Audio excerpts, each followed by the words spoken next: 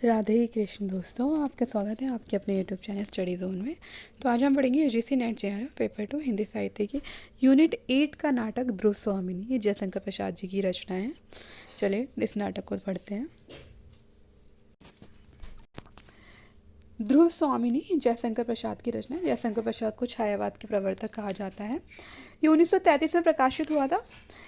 ये इस जो नाटक का जो विषय है वह है स्त्री पुनर्विवाह, नारी पराधीनता, नारी स्वाधीनता, नारी मुक्ति, तलाक एवं नारी की रक्षा का भाव।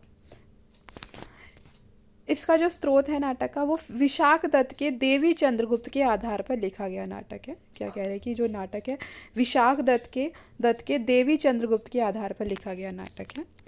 समुद्रगुप्त के पुत्रों की कथा है। इस नाटक में समुद्रगुप्त के पुत्रों की कथा है। समुद्रगुप्त को भारत का नेपोलियन कहा जाता था। भारत का नेपोलियन समुद्रगुप्त को कहा जाता था। समुद्रगुप्त के ही 2 पुत्र हुए थे, रामगुप्त और चंद्रगुप्त II। इसको विक्रमादित्य भी कहा गया था। तो इस समुद्रगुप्त के दोनों पुत्रों की कथा है। ये 3 अंक का नाटक है। ये नाटक 3 अंकों का। इसमें जो गीतों की संख्या है वो 4 है। इसमें कुल 4 गीत हैं।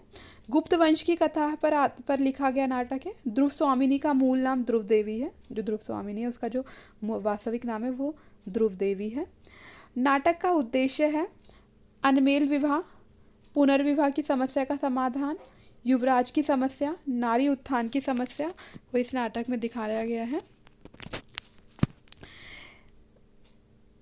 जयशंकर प्रसाद 4 स्तंभकार कवियों में से एक है। तो 4 स्तंभकार कवि कौन से? पहला रामचंद्र शुक्ल, तो एकांत त्रिपाठी निराला, सुमित्रानंदन पंत और जयशंकर। तो जयशंकर प्रसाद 4 स्तंभकार कवियों में से एक हैं।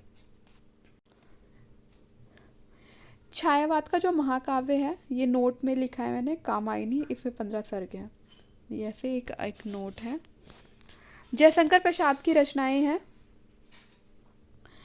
स्कंदगुप्त, चंद्रगुप्त, महाराणा, अजातशत्रु, इरावती, आंसू, तितली, आंधी, झरना, जन्मेजय का नागयज्ञ, प्रेम, लहर, तरंग, राशि, कामना, एक घूंट। ये जयशंकर प्रसाद की अन्य रचनाएं हैं। कभी कभी पूछ लेता है इसलिए मैंने लिखा है।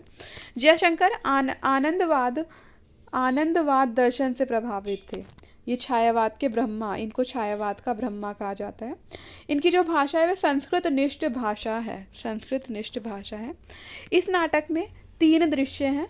कितने? 3 दृश्य हैं। भारती भंडार काशी ने प्रथम प्रकाशित किया था। इस नाटक को सबसे पहले प्रकाशित भारती भंडार काशी ने किया था। इसकी जो इसमें एक कोमा नाम का जो पात्र है, जो लड़की है, ये निस्वार्थ प्रेमिका की कोमलता और दया की मूर्ति है। मंताकिनी ये कर्तव्यनिष्ठ है, धार्मिक रीढ़ों के विरुद्ध है। ध्रुव स्वामी एक अपूर्व सुंदरी है और द्वंद्वग्रस्त प्रेमिका है और अपूर्व सुंदरी है। इस नाटक का जो नायक है वो चंद्रगुप्त है और जो नायिका है वो ध्रुव देवी या ध्रुव स्वामिनी है।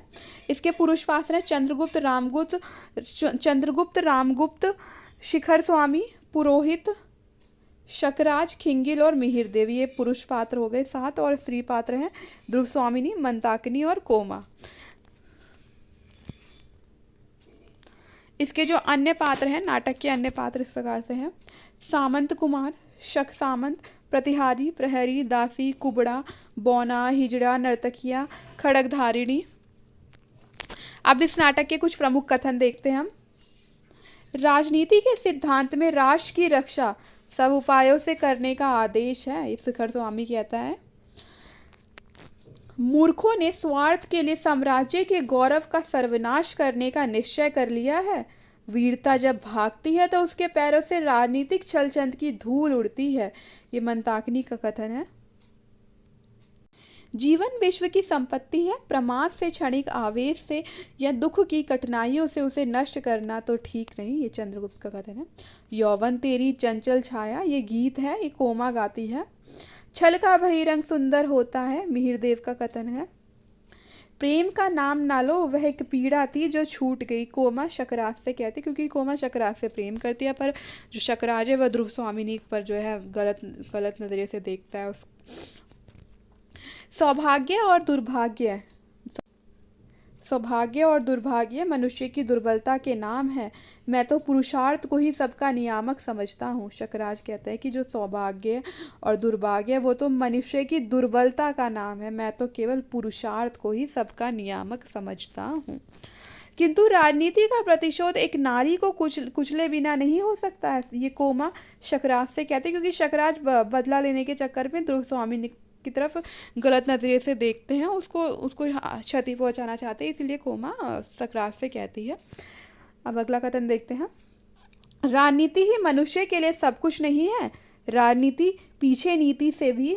के पीछे नीति से भी हाथ ना धो बैठो, जिसका विश्व मानव के साथ व्यापक संबंध है। मिहिर देव का कथन है ये, मिहिर देव शकराज से कहते हैं, उसको समझाने की कोशिश करते हैं।